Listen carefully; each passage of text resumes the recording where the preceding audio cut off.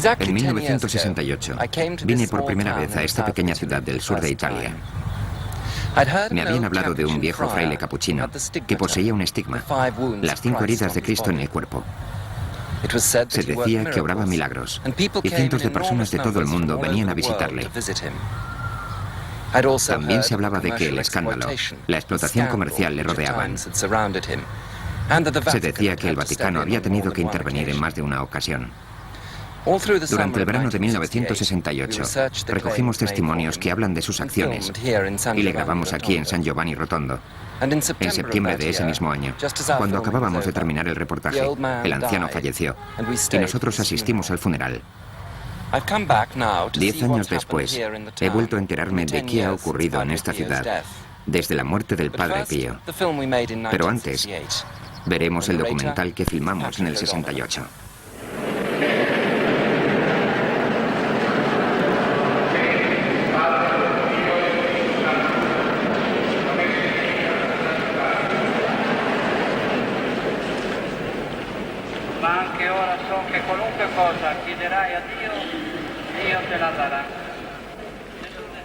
Estamos viendo el cuerpo de un sacerdote llamado Padre Pío, que falleció el 23 de septiembre de 1968. Un hombre muy humilde y reservado, que era el centro de las vidas de decenas de miles de personas sencillas y corrientes que creían que era un santo.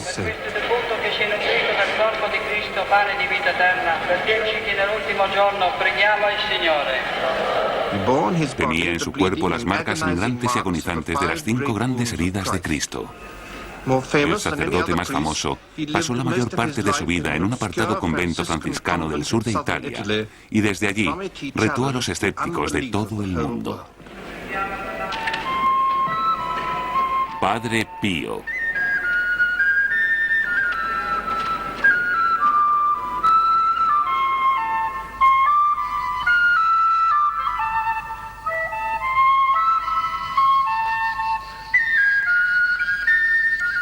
El Padre Pío nació en Italia, en la ciudad de Pietrelcina.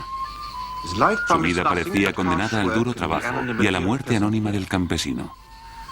Sin embargo, yace bajo el mármol iluminado por cientos de velas. Sus padres eran alegres, generosos, pobres y analfabetos, y por supuesto, católicos. Vivían y trabajaban en una pequeña granja.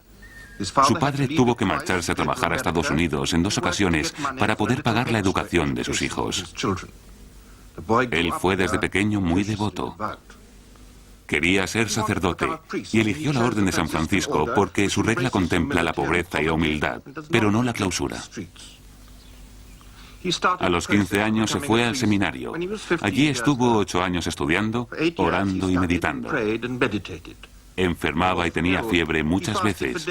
Ayunaba días enteros, en los que solo tomaba la oblea de la Eucaristía.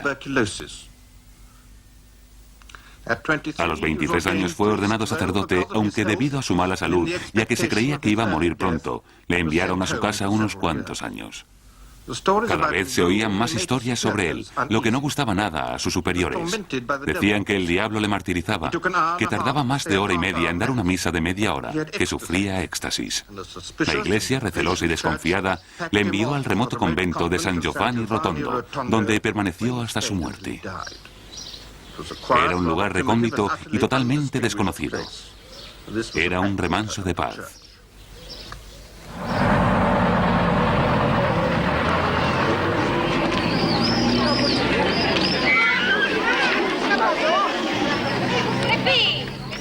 Pero él lo transformó en un centro internacional de turismo religioso.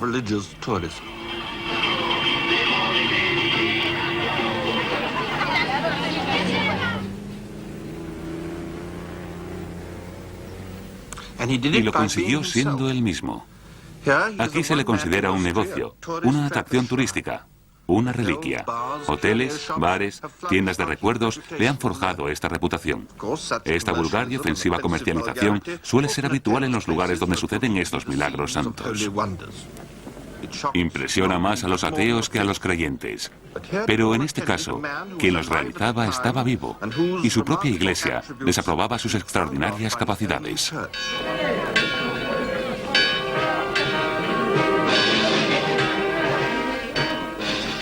Pero la postura prudente de la teología no significa nada en esta parte de Italia, cuyos habitantes son como su religión, sumisos y violentos a la vez. Aceptan sin planteárselo la existencia de Dios y de los milagros. Parecen contentos de poder dejar que la Santa Virgen y los santos alivien sus penas. Aunque, claro, se marchan de estas tierras yermas y buscan trabajo en el norte, donde olvidan y reniegan de lo que han aprendido en su tierra.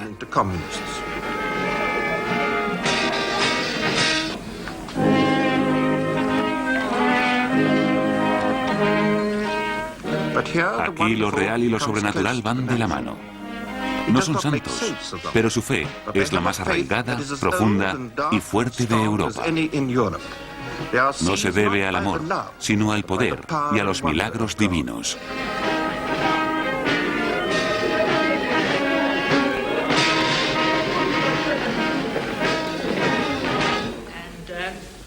We're all here together, looking for Christ. We find him very much alive. Alive in each other, alive with our joy in Christ here. Right, Vera, haven't we? And we know we're going to have our miracle. Los milagros no son nada nuevo en San Giovanni Rotondo. Son muchos los que pedían al Padre Pío que los hiciera. Recibía las mismas peticiones desde todas partes. Se dice que podía leer el alma de los hombres, que curaba a los enfermos, que era capaz de bilocarse, es decir, de estar en más de un sitio a la vez, que a veces podía enviar a los que sufrían un aroma mágico que les calmaba el dolor. Uno de los milagros que se le atribuyen es el de Coma di Giorgi, la niña invidente. Nació ciega, sin pupilas. Afirma que el Padre Pío le dio la vista, aunque sigue sin tener pupilas. Los médicos han estudiado el caso y no han encontrado ninguna explicación convincente. Ahora vive en un convento y la regla no le permite hablar con nosotros. Otro caso documentado es el de Giuseppe Canaponi, un ferroviario italiano. Tras la guerra sufrió un accidente de coche y se fracturó el fémur. Cuando el fémur se recuperó, descubrieron que la rodilla estaba bloqueada, lo que le producía dolores insoportables. Estuvo entrando y saliendo del hospital durante 3 años y se operó varias veces sin resultado. Los médicos se rindieron. En 1948, ante la insistencia de su esposa, Canaponi aceptó a regañadientes visitar al Padre Pío. Durante la confesión, el Padre Pío le regañó por ser un mal hablado y tener muy mal carácter. Entonces se dio cuenta de que podía mover la rodilla y de que ya no necesitaba ni el bastón ni las muletas. En este caso existe un informe médico posterior a la curación. Dice así: en nuestra opinión, la habilidad repentina e inesperada del paciente Canaponi para realizar los movimientos normales de la rodilla es un hecho excepcional que la medicina actual no puede explicar. Sin embargo, es difícil encontrar pruebas porque a la Iglesia no le gusta la idea de un santo vivo que realiza milagros. Prefiere guardar las pruebas a buen recaudo para quizá publicarlas en el futuro. También se conoce el caso de Lucia Belodi, de 37 años, que reside en Módena. A los 15 años, desarrolló una enfermedad que le diagnosticaron como diabetes insipidus. Padecía terribles y continuos dolores de cabeza, vomitaba día tras día y bebía cantidades de agua increíbles. Llegó a ingerir de 150 a más de 200 litros al día. 4 años después, los médicos se rindieron y la enviaron a un lúgubre asilo a esperar la muerte. La enfermera que la cuidaba nos dijo que lo único que podía hacer era rezar para que muriese y dejase de sufrir esa agonía. Una noche, tras un ataque especialmente doloroso, Lucia se levantó proclamando a voz en grito que había visto al Padre Pío y que le había dicho que iba a recuperarse. Y lo hizo. Desde ese momento ha llevado una vida normal y saludable. Aunque Lucia dijo que su párroco no le permitía hablar del tema, nos facilitó una copia del informe médico. Este y el testimonio de la enfermera confirman la gravedad de la enfermedad y su recuperación instantánea. Consultamos con algunos médicos italianos, cuya opinión es que no hay pruebas suficientes para confirmar el diagnóstico de diabetes insipidus y que no se podía descartar una dipsomanía compulsiva. Es la duda que siempre asalta a todo milagro probado. No solo los pobres y los italianos recibieron la ayuda del Padre Pío. También este banquero escocés que reside en Milán. Hoy no estaría aquí si no fuera por el Padre Pío. Cuando volví de la guerra, me encontraba en estado crítico. Había tenido un ataque de apoplejía, una apoplejía parcial. Tenía problemas de corazón. Él me curó, pero prefiero hablaros de otros casos que conozco. Por ejemplo, el de un hombre que padecía una ceguera porque una enfermedad le había dejado los ojos destrozados, como guisantes arrugados. Ese mismo hombre estuvo sentado en mi despacho mirándome, con los ojos curados por completo. También conocí a un enfermo de cáncer de garganta. Se estaba muriendo. Ya ni siquiera podía hablar. Así era. Y después estuvo ahí sentado, junto al otro, hablando normalmente y fumándose un cigarrillo. Cecil Humphrey Smith, químico investigador de Canterbury, sufrió un accidente de coche tras el cual empezó a padecer dolores de cabeza tan fuertes que no podía ni trabajar.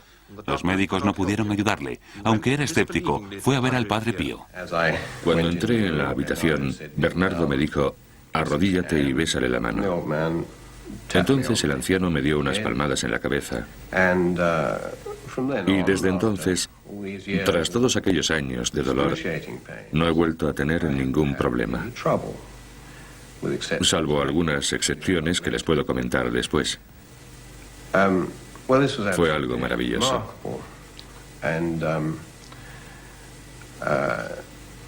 No iba buscando un milagro ni nada sobrenatural. Antes y después seguía un tratamiento médico. Siendo investigador y bastante escéptico respecto a lo que me habían contado de él, me pareció increíble. No podía creer que fuese cierto. A menos que hayas experimentado cómo un dolor de tal intensidad desaparece sin más, no creo que puedas entender lo que sucedió. A la Iglesia no le gusta mucho hablar de milagros, mientras la persona que lo realiza está viva. Prefiere a los santos muertos y hablar de sus milagros cuando ya están a salvo en el paraíso. A pesar de todo, yo solo puedo hablar de lo que he vivido. Y nunca he visto al Padre Pío bilocarse. Pero tengo muy buenos amigos de cuya palabra no puedo dudar que han vivido esa experiencia. Estábamos un día en el dormitorio.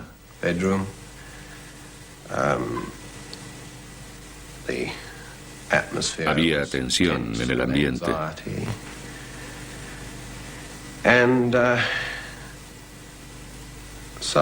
De repente levanté la vista. No sé por qué. Por nada en especial. Y allí estaba el Padre Pío. No me cabe la menor duda. Tan real como tú y yo. Inmediatamente experimenté un indescriptible sentimiento de calma. De paz. De seguridad. Es inexplicable. Mi esposa sentía una felicidad inmensa.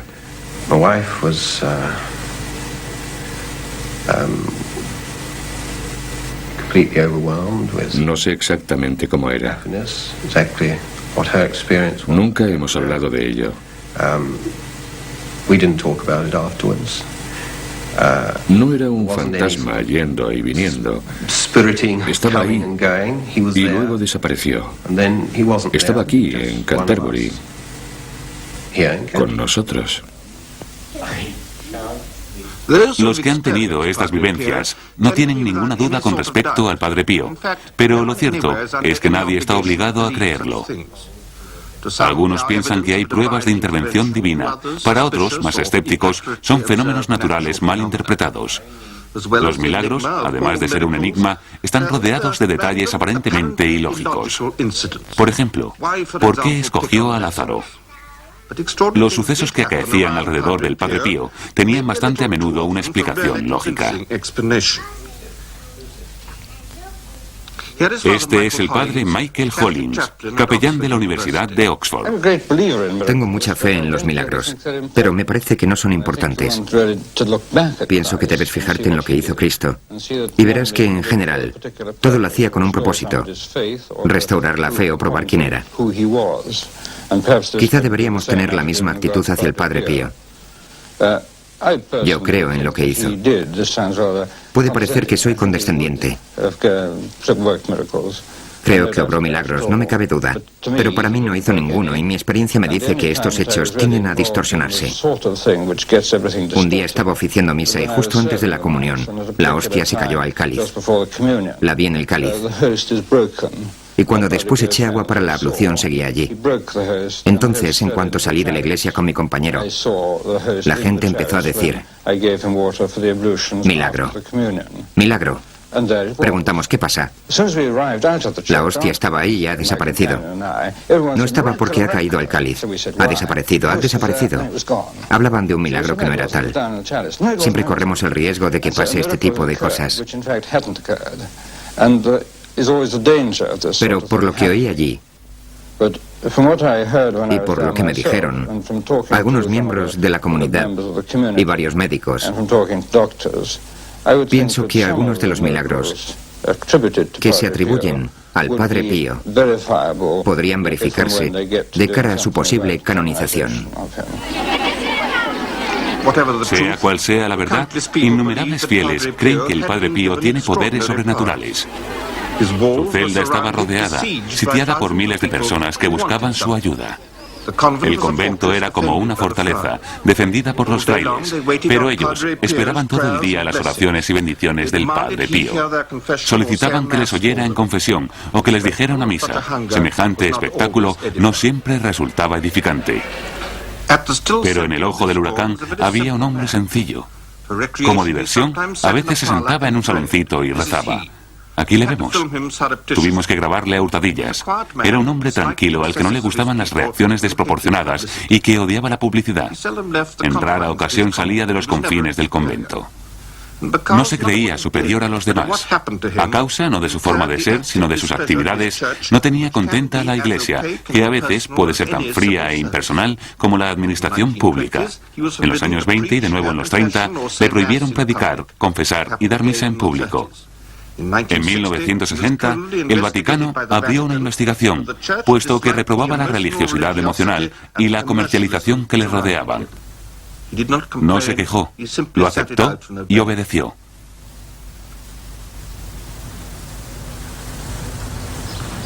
El convento fue su prisión. Incluso al final de su vida, su rutina era tan dura como la de un preso. Se levantaba a las 2:30. A las 4 acudía a la sacristía para decir misa a las 5. Cuando era joven pasaba hasta 12 horas confesando, pero en los últimos tiempos lo hacía durante 2 horas y media. Tomaba una comida frugal con sus hermanos y descansaba. Asistía al servicio vespertino, comía un tentempié y a las 6:30 se acostaba. A causa del dolor, apenas dormía, pero no quería tomar pastillas para descansar mejor. Cuando tenía tiempo libre, lo dedicaba a rezar. Tenía que responder a las cartas y recibir a los que le visitaban. Todas estas actividades lentas y monótonas eran la muestra de la tarea autoimpuesta de buscar a Dios.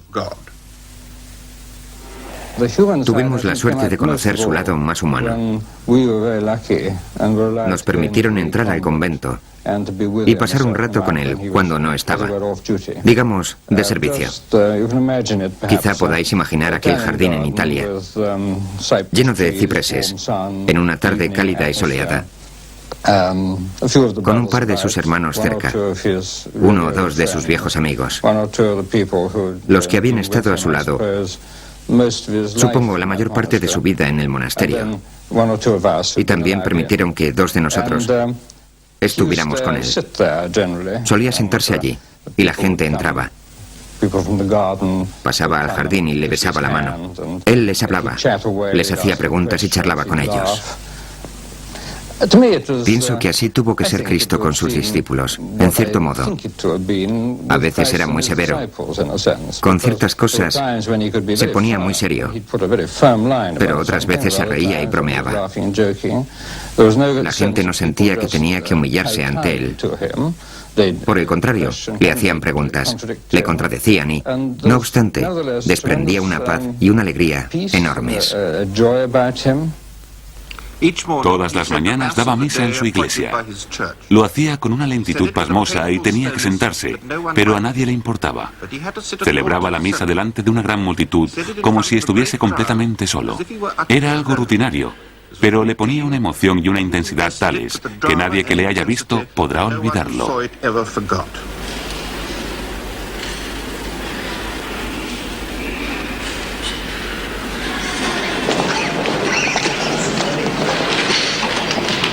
Tras decir la misa diaria, unos pocos hombres podían entrar en la sacristía para verle pasar. Se controlan más que las mujeres.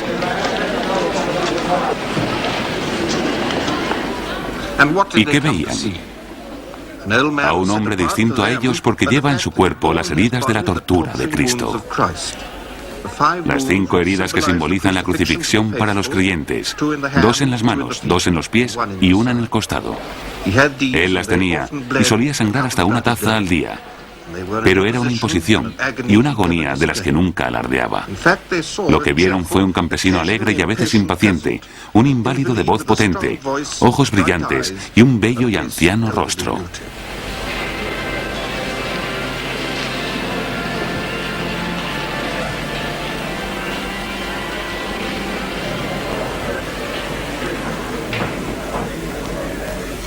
San Francisco de Asís fue el primero que llevó dicho estigma.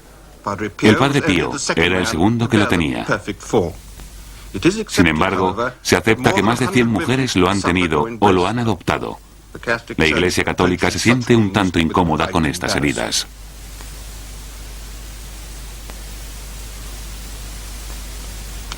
Existen 3 posibles explicaciones para estos fenómenos. Puede causarlos Dios para aumentar la fe, o el demonio para crear confusión. Pueden ser el resultado del fraude consciente o inconsciente. Y por último, la preferida, puede causarlos una histeria, una especie de complejo de crucifixión, que nace de un amor extremo hacia Jesús en la cruz y que reproduce de forma inconsciente en el cuerpo del afectado las heridas de Cristo crucificado. En los casos más destacados, la medicina no ha encontrado una solución a este enigma. Todo sucedió en 1918 y las pruebas de que sucedió son incontestables. El Padre Pío estaba dando gracias en la misa junto al crucifijo, una obra de arte que dignifica la degradación de la muerte en la iglesia de San Giovanni Rotondo. 3 años antes había dicho que tenía el estigma. Era invisible, pero aunque no tenía las heridas, sentía el dolor. De repente dio un grito y cayó de espaldas. Sus hermanos vieron que tenía marcas de haber sufrido una terrible tortura. Las heridas eran tan claras como el pecado. Solo existe una fotografía oficial de sus manos. Se la hicieron en una revisión médica por orden de sus superiores y fue autentificada por una comisión italiana ante notario. Los médicos que le examinaron no se pusieron de acuerdo en las causas. Nosotros enviamos todas las pruebas médicas a un doctor en psicología londinense que se había especializado en este tipo de síntomas y que no es católico. Le pedimos una explicación. Imaginemos a un fraile franciscano celebrando en 1915 el día de la conmemoración del estigma del fundador de su orden, San Francisco. Está absorto en la oración, completamente centrado en el santo, intentando quizá identificarse con él. Hemos de tener en cuenta que el Padre Pío ha entrado en trance muchas veces y preguntarnos: ¿pueden ser las heridas causa de la autosugestión o la autohipnosis? La segunda opción es que las heridas sean autoinfligidas. Que la persona se hiera a sí misma no quiere decir que necesariamente se trata de un estafador o un charlatán. Mis colegas y yo conocemos casos de personas con las 5 heridas que creen estar estigmatizados. En todos estos casos se ha probado que eran autoinfligidas, aunque el paciente fuera inconsciente de ello.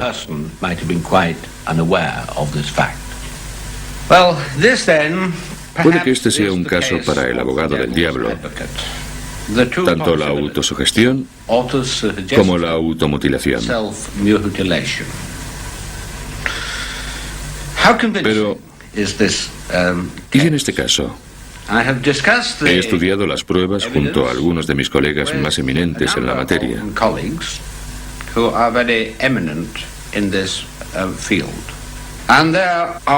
La conclusión es que hay una serie de características inexplicables en las heridas del Padre Pío.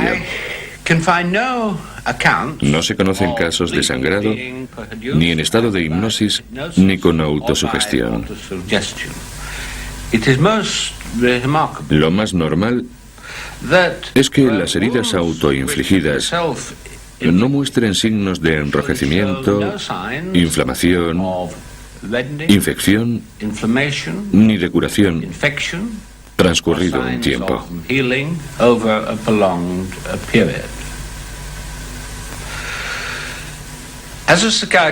Como psiquiatra, debo admitir que me deja desconcertado. Al Padre Pío le emocionaba que nuestro Salvador hubiera muerto por nosotros. Dicho sentimiento se interpreta hoy en día con recelos y escepticismo. Se concentró en el sufrimiento de Dios hecho hombre y por ello sentía compasión por sus criaturas. Una compasión que nacía de su personal concepto de Dios. Era un sacerdote solitario y atormentado, pero ejercía una influencia extraordinaria, por no decir siniestra. A pesar de toda la parafernalia que le rodeaba, era tan juicioso como el vicario de un barrio pobre. No luchaba con la sociología, sino con la confesión. Para dispensar la misericordia divina, los monjes inventaron un sistema que parece la venta de entradas para una final de copa. Sí, confesarme, compadre. Benissimo. Piuttosto desidererei sapere, vero, più o meno quanti giorni ci vogliono. Occhio e croce ci vorranno 5. Los llegados de todo el mundo esperan durante días el privilegio de recibir uno de los 7 sacramentos de la Iglesia Católica Romana. Contar sus pecados al Padre Pío. El fiel, bajo secreto inviolable, tiene que contar un sacerdote hacia sus actos más desagradables. In questo periodo, vero, c'è molta gente, vero, c'è molta affluenza, vero, pure. Va bene, va bene. Entre los penitentes que hacían cola para ver al Padre Pío, había sacerdotes, intelectuales, artistas junto a campesinos. A veces los más sofisticados eran los que más temían el encuentro y se quedaban en la puerta. El Padre Pío comprendía el corazón humano de forma casi clarividente, lo que podía ser un alivio, pero también un obstáculo. En San Giovanni conocimos a un italiano adinerado al que un amigo había convencido para ir. Estaba muy insatisfecho consigo mismo, así que esperó asustado 6 días antes de confesarse al Padre Pío. Al día siguiente nos habló de lo sucedido. Pronuncié las palabras católicas, rituales. Padre, perdóneme, porque he pecado. Y él hizo lo propio. ¿Hace cuánto tiempo que no te confiesas?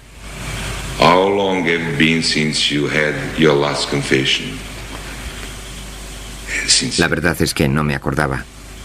Y contesté.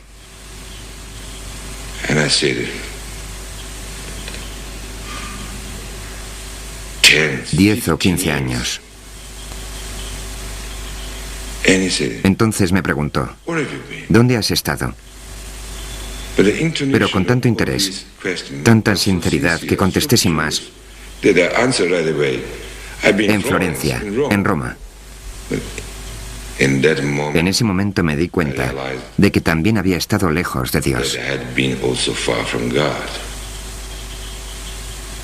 El padre sonrió y me dijo amablemente: cambia de vida. Busca otro confesor. Vive en paz.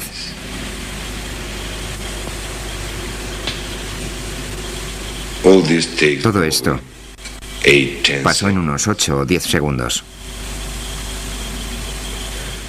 Me fui. Y tenía tantas preguntas que hacerle.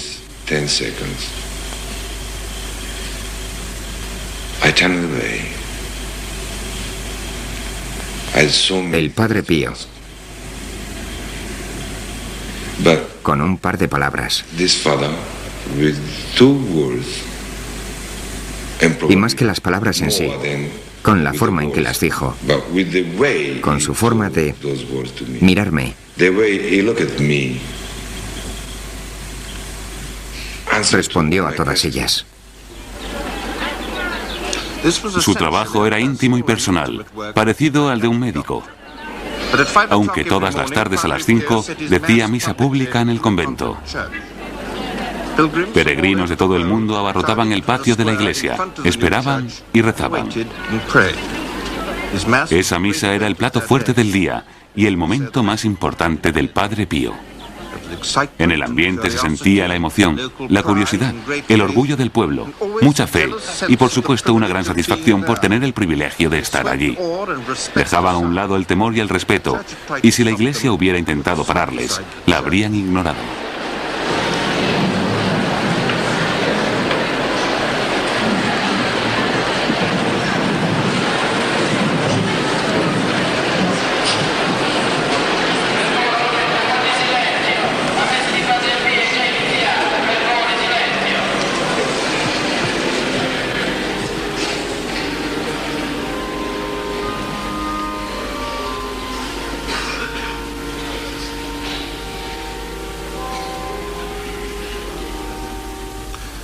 Grabamos la misa del día de su santo, San Pío, el quinto papa de ese nombre.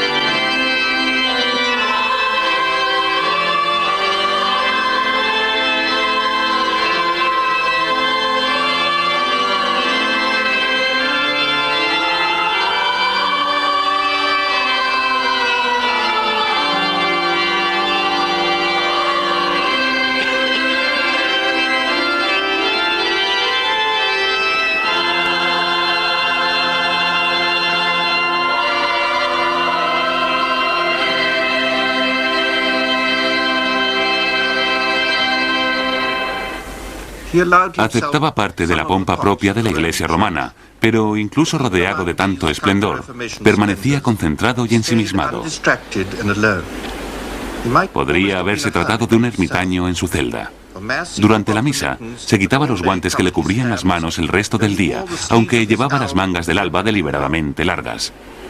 Decía la misa muy despacio y sufría. No podía ni apretar los puños.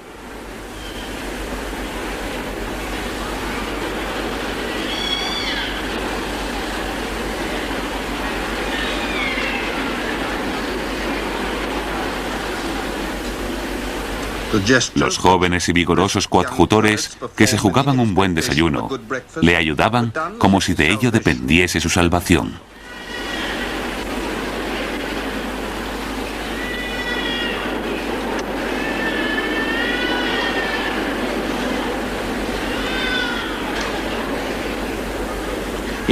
Lo cierto es que lo que hacía el Padre Pío es lo que hacen cada día los buenos sacerdotes.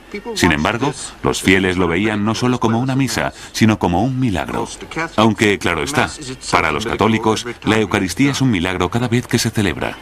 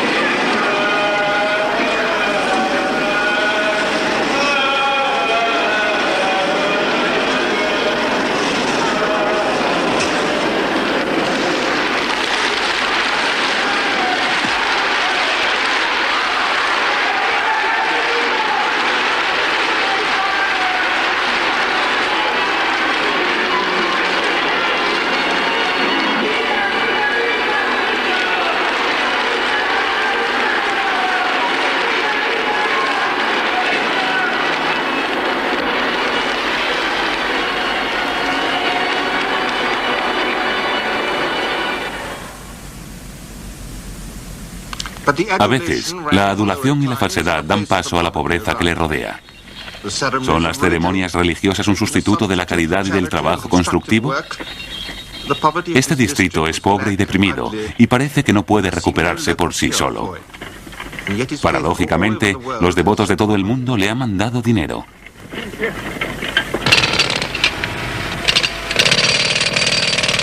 Dinero que el padre no sabía en qué gastar.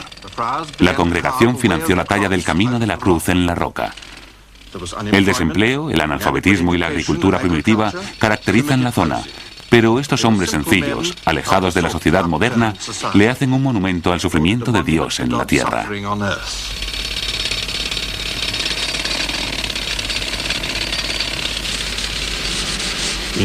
Anticipándose a su muerte, construyeron también una sala conmemorativa y una cripta para sus restos. No fue un gran consuelo para este anciano enfermo. La verdadera obra del Padre Pío fue un hospital para su gente. Grande y moderno, es el único proyecto que ideó personalmente. Las Naciones Unidas donaron unos 84.000 euros. Según sus enemigos, lo hicieron porque la OTAN proyectaba construir una base aérea cerca de allí. El mayor neoyorquino, La Guardia, recaudó alrededor de 400.000 euros. Es el mejor hospital del sur de Italia, y en él los ricos no tienen privilegios, ya que para los más pobres es gratuito.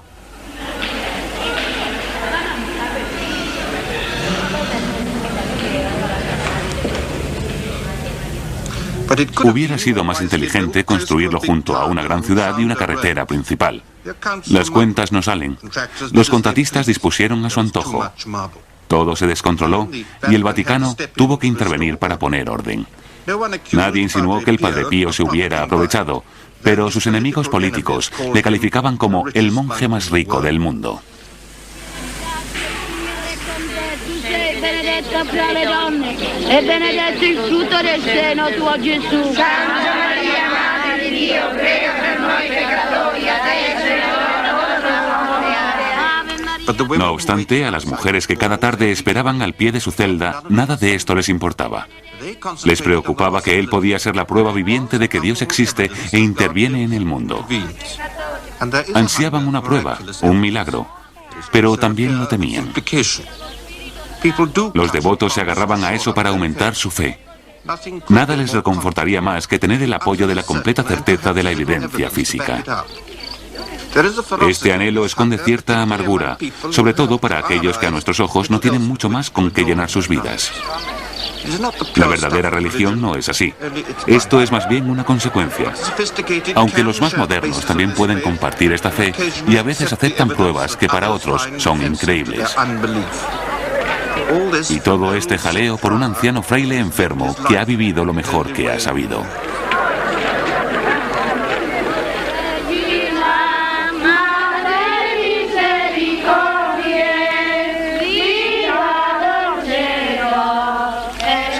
Por eso cada tarde las mujeres del pueblo se reúnen a rezar para que llegue esa señal que no se decide a mostrarse de manera clara y definitiva. Deseaban que se les presentase y fuese tan evidente como el pecado o la muerte. Para el padre, que esperaba la muerte en soledad, era el purgatorio más que un consuelo.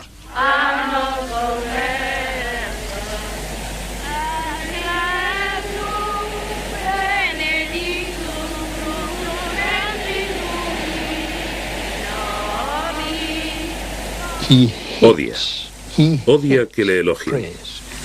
Una de sus mayores virtudes es la humildad. Puede que ser humilde sea lo más fácil para el Padre Pío, porque comprende tantas cosas que los demás no podemos.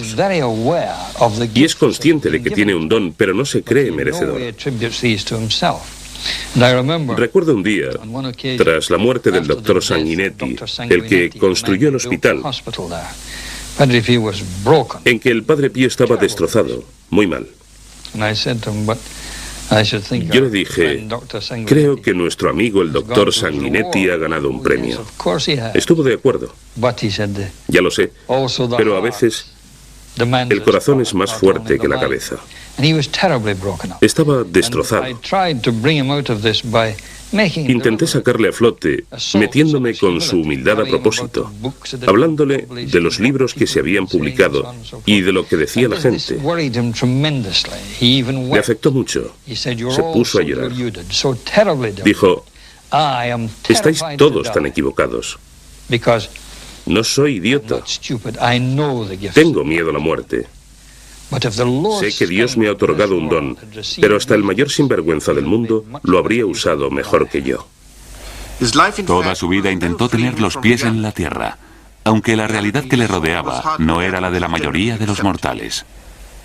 A medida que la muerte se acercaba, sus dudas y temores se acrecentaban, y cada vez recibía menos visitas. A pesar de que la multitud se agolpaba a su puerta, este anciano estaba tan solo como en su infancia.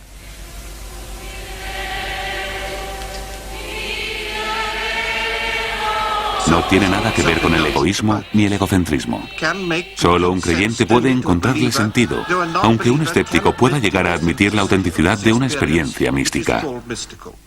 Para el Padre Pío, Dios era tan real como las heridas que tenía en las manos, los pies y el costado. Hay quien solo puede contemplarlo de lejos y preguntarse cómo será.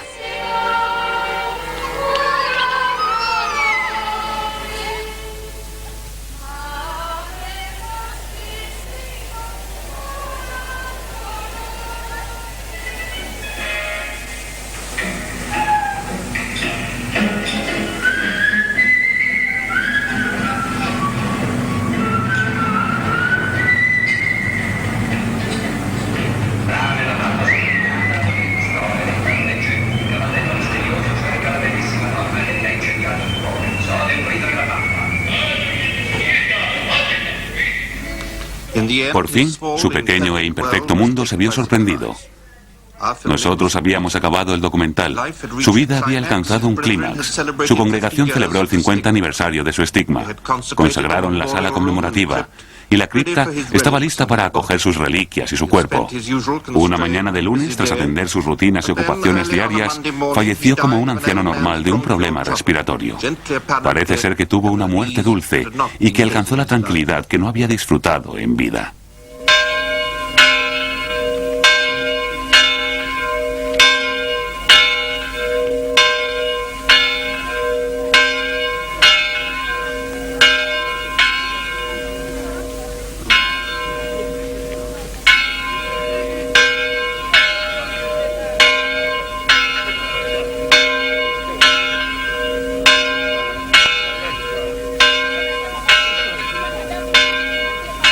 Yace en la iglesia construida con las limosnas que le enviaban.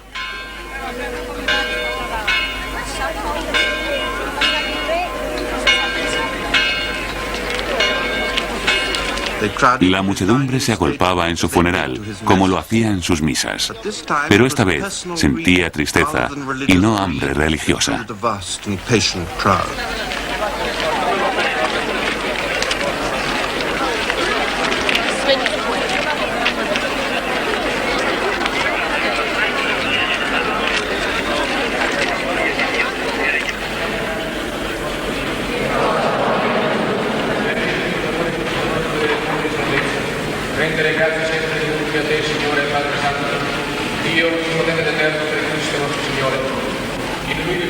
El estigma no estaba a la vista. Unas 100.000 personas pasaron por delante del féretro para despedirse de él, que en esta ocasión no pudo protestar.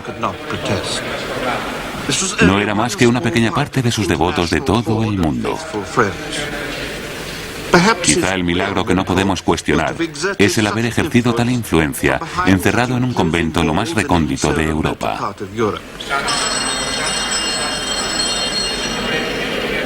Ha influenciado a campesinos cuya naturaleza les impulsa a creer, a catedráticos, eclesiásticos, periodistas, artistas, políticos y empresarios por igual. Todos le lloraban con la misma devoción. Dejó este mundo rodeado de amor.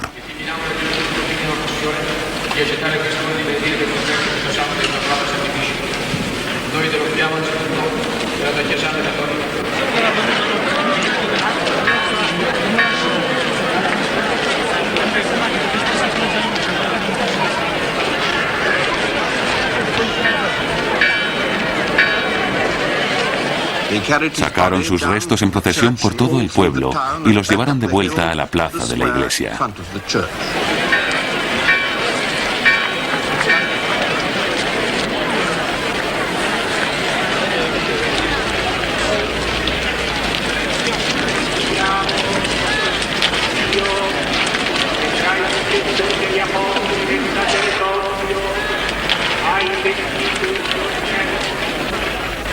De alguna forma, significó un triunfo no sobre la muerte, pero sí sobre la frialdad y la vulgaridad que se le atribuyen.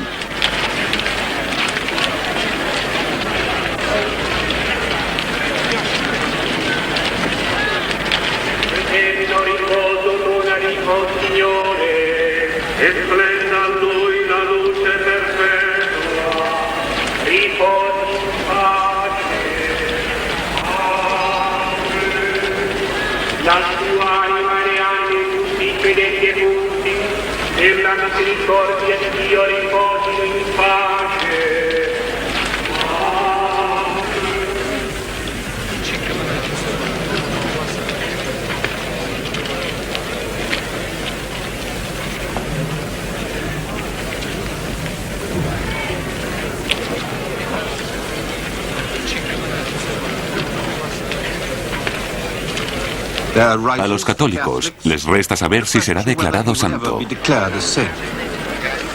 Al menos económicamente es de suma importancia para San Giovanni Rotondo.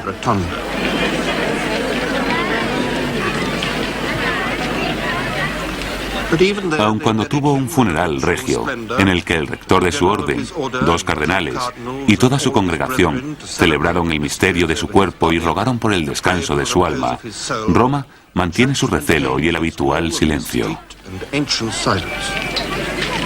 Nosotros no tenemos la respuesta. No podemos predecir lo que pasará con su nombre. Era un hombre bueno a su manera, sabio a pesar de no tener estudios, que sufría con alegría y que dedicaba a Dios todas sus oraciones. Son innumerables los que gracias a él se convirtieron en mejores personas. Sea lo que sea un santo, el Padre Pío lo era.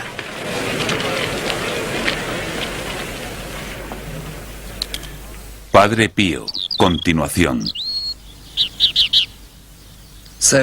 Y ya habían pasado 10 años desde su muerte. Cuando volvimos a San Giovanni Rotondo, encontramos recuerdos del Padre Pío por todas partes. Todo lo que estaba relacionado con él, incluso la ventana desde la que solía saludar, está señalado.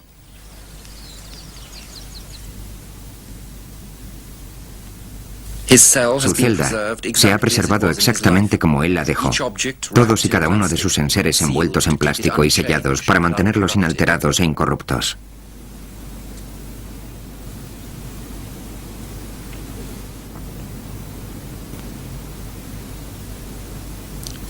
La silla donde murió. Sus objetos personales, un par de calcetines y unas vendas manchadas de sangre, todo firmado, sellado y autentificado para que lo contemplen las futuras generaciones.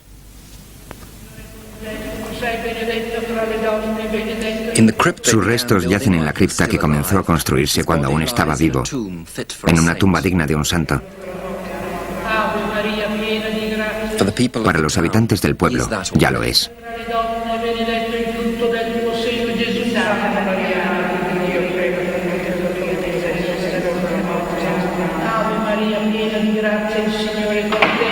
Sei benedetta fra le donne e benedetto il frutto del tuo seno, Gesù. Santa Maria, Madre di Dio, prega per noi peccatori, adesso è l'ora della nostra. No vienen muchos turistas antes de Semana Santa. Cuando la plaza del convento está vacía, es fácil admirar la nueva iglesia y el monumental Vía Crucis excavado en la falda del monte. Tanto mármol y tanto bronce parecen un homenaje bastante frío para un anciano tan humano. Daba la impresión de que llevaba 100 años muerto en lugar de 10. Sin embargo, en esencia la vida aquí no había cambiado mucho en ese tiempo. El pueblo no pertenece a la parte rica del país, pero es uno de los más prósperos de la zona. La muerte del Padre Pío no supuso una crisis económica como se temía. Algunos de los campesinos que poseían tierras han obtenido muchos beneficios gracias a la construcción. En un área caracterizada por el alto índice de desempleo, nadie se queja de los 250.000 turistas que cada año crean trabajo en tiendas, hoteles y en la construcción.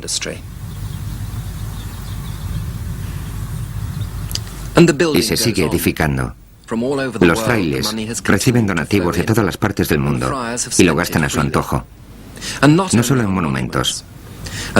Se han destinado unos 700.000 euros a la realización de un gran centro, con la última equipación, para cerca de 360 niños espásticos. También se creará una facultad de fisioterapia. El centro no tiene parangón en el sur de Italia. En San Giovanni Rotondo, sacerdotes y ciudadanos mantienen, explotan y promocionan la fama del Padre Pío, porque más que nunca tienen la seguridad de que era un santo. En estas oficinas anexas al convento, los frailes trabajan para que Roma le declare santo. Parece que fueran a presentarse a las elecciones. En este lugar organizan la correspondencia en lengua inglesa. Responden a los cientos de cartas que reciben de todo el mundo, en las que los fieles piden una oración, envían donativos para la causa o cuentan que temen haber perdido la fe, porque hace mucho que pidieron la ayuda del Padre Pío. Los frailes publican y distribuyen extractos de los escritos del Padre, dan conferencias sobre su vida en el extranjero y editan una revista en 4 idiomas. El padre Alessio fue una de las personas que le atendieron en sus últimos meses. Hacéis numerosos viajes al extranjero, gastáis mucho dinero promocionando la causa. Sí. De la beatificación del Padre Pío. ¿Por qué es tan importante que le beatifiquen y le canonicen? Bueno, Dios envió al Padre Pío, es su elegido. Por eso, si conseguimos que le canonicen, el mundo entero conocerá su espiritualidad, su humildad, su sufrimiento, su amor a Dios y a Nuestra Señora. Hoy en día, eso es lo que el mundo necesita. La preparación oficial de la presentación del caso de la canonización del Padre Pío tiene lugar en Roma. Nos encontramos en la sede oficial de los capuchinos, la orden franciscana independiente a la que pertenecía el Padre Pío.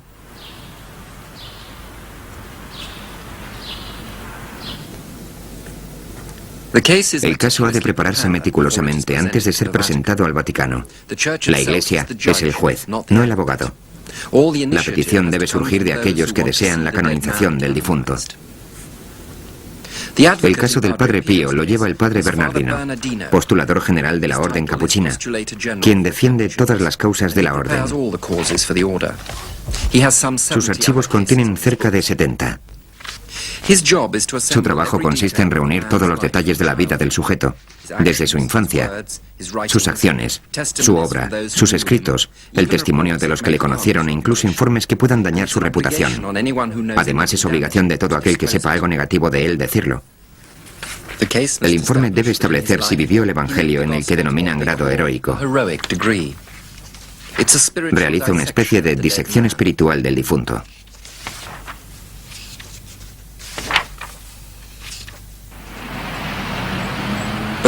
Sin embargo, el trabajo del postulador general solo acaba de empezar.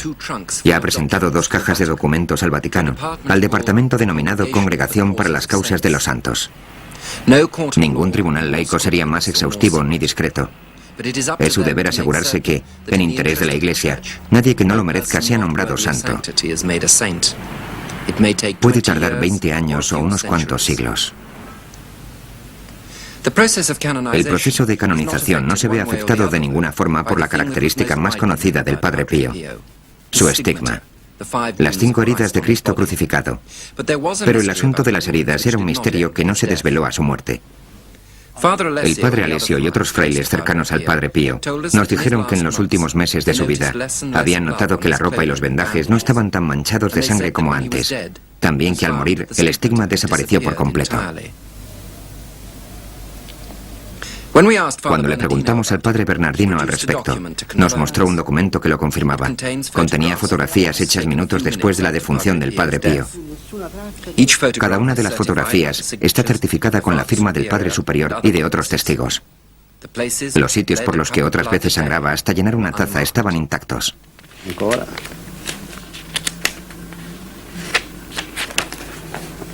Questa delle mani, proprio non si vede nulla.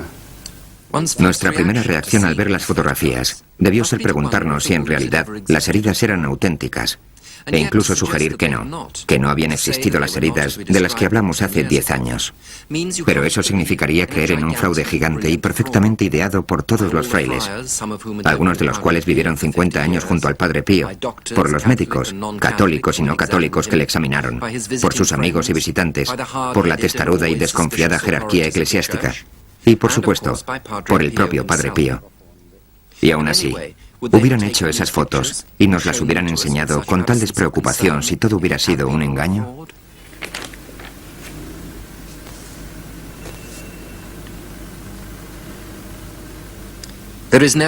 En casos así, nunca tendremos una certeza absoluta. Nadie tiene por qué creer que las heridas eran de origen milagroso, ni que tenían que ver con la posibilidad de la existencia de Dios.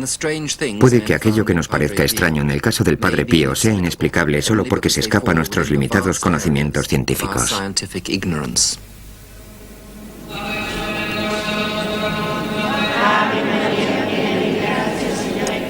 Esperábamos que a nuestra vuelta San Giovanni Rotondo hubiera cambiado, pero apenas lo había hecho. El recuerdo del Padre Pío se integra a la perfección en el entorno. Sin embargo, excepto para aquellos que han nacido para creer o que desean creer, la vida del Padre Pío plantea muchas dudas cuya resolución no es fácil.